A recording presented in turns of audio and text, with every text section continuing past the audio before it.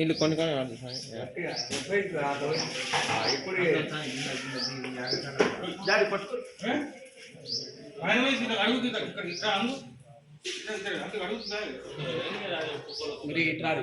Photo అయిపోయింది, photo cover ముంగట పెట్టే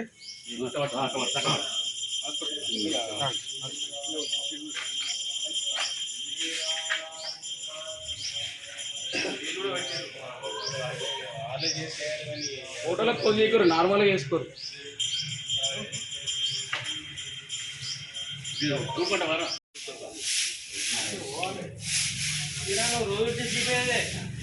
రోజు గిడికి వచ్చింది అన్న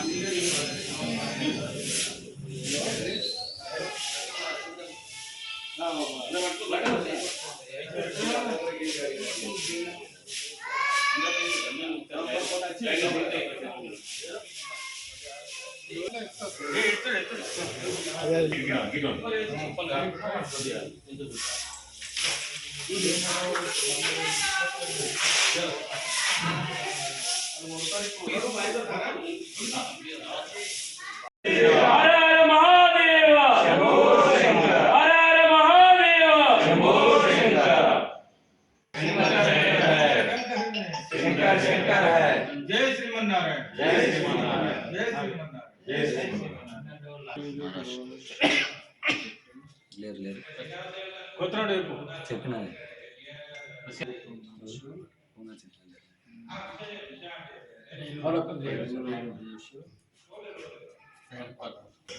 అయోధ్యలో రేపు భవ్యమైనటువంటి రామ మందిర నిర్మాణం జరిగింది. మరి రేపు జరగబోయేటటువంటి బాలరాముని విగ్రహ ప్రతిష్ట కార్యక్రమాన్ని సందర్భించుకొని మొత్తం దేశమంతా కూడా హిందూ బంధువులంతా కూడా పండుగ చేసుకుంటా ఉన్నారు. జగిత్యాల్లో కూడా అన్ని గుళ్ళల్లో అందరూ కూడా దర్శించుకొని మరి రేపు జరగబోయే కార్యక్రమానికి అన్ని గుళ్ళు కూడా సిద్ధమవుతూ ఉన్నాయి. ప్రధానమంత్రి గారు నరేంద్ర మోడీ గారు ఇచ్చిన పిలుపు మేరకు మరి మన గుడి చాలా మన జీవితంలో హిందువుల జీవితంలో ఒక ప్రత్యేకమైన స్థానం గుడికి. మరి దాన్ని ఎప్పుడు కూడా మనం పరిశుభ్రంగా ఉంచుకోవాలి. గతంలో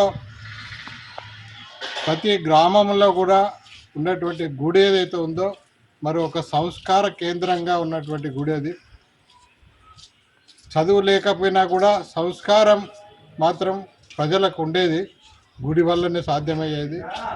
అటువంటి గొప్ప మహత్యం కలిగినటువంటి గుడి, దాన్ని మనం ఎప్పుడు కూడా పరిశుభ్రంగా ఉంచుకోవాలి. వారి పిలుపు మేరకే మరి ఈరోజు శివవీధిలో ఉన్నటువంటి శివాలయమును శుద్ధి చేయడం జరిగింది. మరి గుడి పురాతనమైనటువంటి అనేక గుళ్ళు ఉన్నాయి. ఇది కూడా దీనికి కూడా ఒక ప్రత్యేకత ఏంటంటే శివాలయము చాలా పురాతనమైనది. మరి ఇటువంటి పురాతనమైన ఆలయాలను మనము మరి చాలా ఉన్నాయి దేశంలో. అన్నిటిని కూడా మనము వాటిని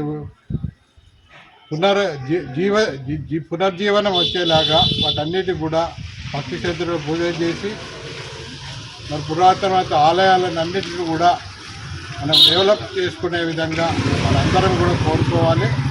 మరి అదేవిధంగా రేపు జరగబోయేటువంటి మరి ప్రతిష్ట రేపు అయోధ్యలో జరిగేటువంటి బాలరాముని ఉత్సవం ఏమవుతుందో మరి అందరు బంధువులు కూడా అన్ని గుళ్ళల్లో దర్శనం చేసుకోవాలి. అదే సందర్భంగా అదేవిధంగా రేపు అందరు కూడా 5 దీపాలు ప్రతి ఇంట్లో కూడా 5 దీపాలు వెలిగించాలి.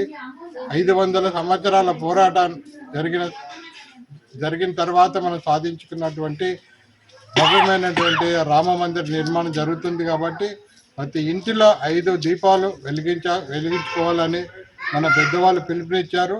కాబట్టి మనందరం కూడా దాన్ని పాటిద్దామని చెప్పి సందర్భంగా మనవి చేసుకుంటూ జై శ్రీరామ్.